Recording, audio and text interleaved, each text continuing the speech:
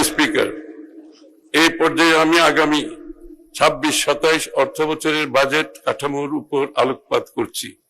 আগামী অর্থবছরের জন্য প্রস্তাবিত আয় ও ব্যয়ের একটি চিত্র পরিশিষ্ট ক এর সারণী 2-তে বিস্তারিতভাবে উপস্থাপন করেছি। প্রস্তাবিত রাজস্ব আয় আগামী ২০২৬-২৭ অর্থবছরে মোট ৬,৯৫,০০০ কোটি টাকা রাজস্ব আয় প্রাক্কলন করা হয়েছে, যা জিডিপির 10.2%। এর মধ্যে জাতীয় রাজস্ব বোর্ডের মাধ্যমে ৬,০৪,০০০ কোটি টাকা এবং অন্যান্য উৎস হতে ৯১,০০০ কোটি টাকা সংগ্রহ করার প্রস্তাব করছি। প্রস্তাবিত ব্যয় আগামী ২০২৬-২৭ অর্থবছরে মোট ৯,৩৮,০০০ কোটি টাকা ব্যয় প্রাক্কলন করা হয়েছে, যা জিডিপির 13.7% এবং বিগত অর্থ বছরের বাজেটের তুলনায় ১,৪৮,০০০ কোটি টাকা বেশি। বার্ষিক উন্নয়ন কর্মসূচিতে মোট ৩ লক্ষ কোটি টাকা সহ মোট উন্নয়ন ব্যয় ৩,১৬,০৭৫ কোটি টাকা এবং পরিচালন সহ অন্যান্য খাতে ৬,২১,৯২৫ টাকা বরাদ্দের প্রস্তাব করছি। 925 কোটি টাকা বরাদ্দের প্রস্তাব করছি। আমরা ক্রমান্বয়ে বাজেটে উন্নয়ন ব্যয়ের অংশ বৃদ্ধির পরিকল্পনা গ্রহণ করছি।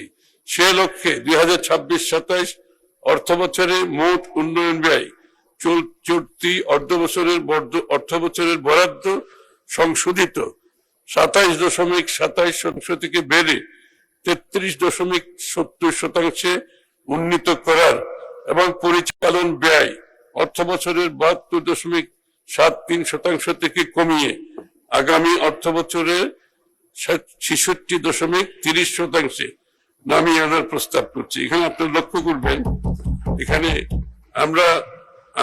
আমরা পরিচালন ব্যয় কমিয়ে আনছি এবং উন্নয়ন ব্যয় বাড়াচ্ছি। এই ধারাটা আমরা অব্যাহত রাখতে চাই। বার্ষিক উন্নয়ন কর্মসূচিতে বরাদ্দ প্রদানের ক্ষেত্রে মানব সম্পদ উন্নয়ন, জ্ঞান ভিত্তিক সমাজ বিনির্মাণে অপরিহার্য শিক্ষা, স্বাস্থ্য, বিজ্ঞান, গবেষণা, প্রযুক্তি খাত ও তৃণমূলের মানুষের অর্থনৈতিক ক্ষমতায়নকে অগ্রাধিকার দেওয়া হয়েছে। পাশাপাশি বিনিয়োগ ও টেকসই উন্নয়নের জন্য প্রয়োজনীয় ভৌত অবকাঠামো উন্নয়নও বিশেষ গুরুত্ব আরোপ করা হয়েছে। বার্ষিক উন্নয়ন কর্মসূচির খাতওয়ারি বরাদ্দ পরিশিষ্ট ক এর সারণী 3-তে তুলে ধরা হয়েছে। সামগ্রিক ব্যয় কাঠামো, সামাজিক অবকাঠামো, ভৌত অবকাঠামো এবং সাধারণ সেবা খাত, এই 3টি অংশে বিভক্ত আমাদের সামগ্রিক ব্যয়ের কাঠামো পরিশিষ্ট ক এর সারণী 4-এ উপস্থাপন করা হয়েছে। প্রস্তাবিত বাজেটে সামাজিক অবকাঠামো খাতে মোট 2,79,001 কোটি টাকা বরাদ্দের প্রস্তাব করা হয়েছে, যা মোট বরাদ্দের 29.74%। ভৌত অবকাঠামো খাতে বরাদ্দ দেওয়া হয়েছে 1,74,988 কোটি টাকা, যা মোট বরাদ্দের 18.66%। সাধারণ সেবা খাতে প্রস্তাব হয়েছে 2,45,117 কোটি টাকা, যা মোট বরাদ্দের 26.13%। সামাজিক খাতের বর্ধিত সর্বোচ্চ ব্যয় প্রস্তাব সরকারের নির্বাচনী প্রতিশ্রুতি অনুযায়ী শিক্ষা, স্বাস্থ্য ও সামাজিক নিরাপত্তা কর্মসূচিতে অগ্রাধিকার দেওয়া হয়েছে। মাননীয় স্পিকার,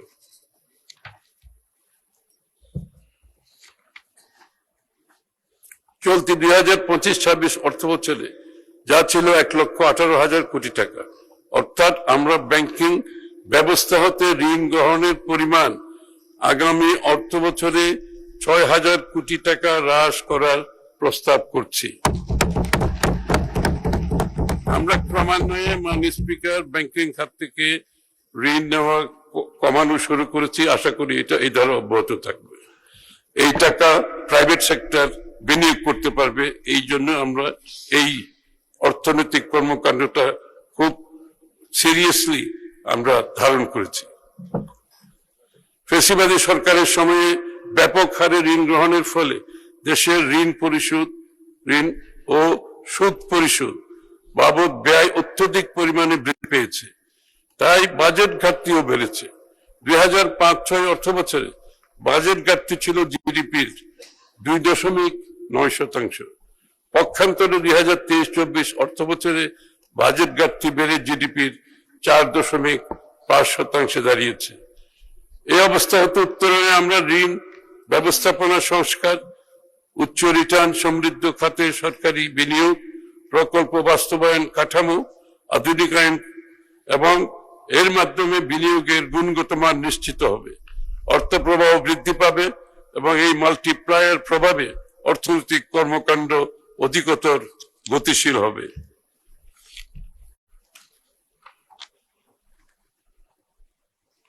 খাতভিত্তিক অগ্রাধিকার। স্পিকার, এই পর্যায়ে সরকারের অগ্রাধিকার অনুসারে খাতভিত্তিক কর্ম পরিকল্পনা ও প্রস্তাবিত বাজেট কাঠামোর সংক্ষিপ্ত বিবরণ তুলে ধরছি। খাতভিত্তিক বিস্তারিত বরাদ্দ পরিশিষ্ট ক সারণী 4-এ সংযোজিত। প্রস্তাবিত বাজেটের সম্পদ সঞ্চালনে শিক্ষা ও মানব সম্পদ, স্বাস্থ্য, দক্ষতা ভিত্তিক কর্মসংস্থান, সামাজিক সুরক্ষা, কৃষি ও খাদ্য নিরাপত্তা, নারীর ক্ষমতায়ন, জ্বালানি নিরাপত্তা, অবকাঠামো, স্থানীয় সরকার ও গ্রামীণ উন্নয়ন, ক্রিয়েটিভ অর্থনীতি, জলবায়ু পরিবর্তন ও তথ্য প্রযুক্তি খাতকে বিশেষ অগ্রাধিকার দেওয়া হয়েছে। শিক্ষা ও মানব সম্পদ উন্নয়ন। ফ্যাসিবাদের দীর্ঘ সময়ে ভেঙে পড়া রাষ্ট্র কাঠামোর সবচেয়ে সংকটাপন্ন খাতগুলোর একটি ছিল শিক্ষা। তারুণ্যের আকাঙ্ক্ষাকে ধারণ করে যে জুলাই গণঅভ্যুত্থানের মাধ্যমে আজ আমরা গণতান্ত্রিক বাংলাদেশে ফিরে এসেছি, সেখানে অবশ্যই আমাদের ভবিষ্যৎ প্রজন্মের জন্য এমন একটি বাংলাদেশ গড়ে তুলতে হবে যেখানে শিক্ষার্থীরা সৎ, যোগ্য, দক্ষ এবং দায়িত্বশীল নাগরিক হিসাবে গড়ে উঠবে।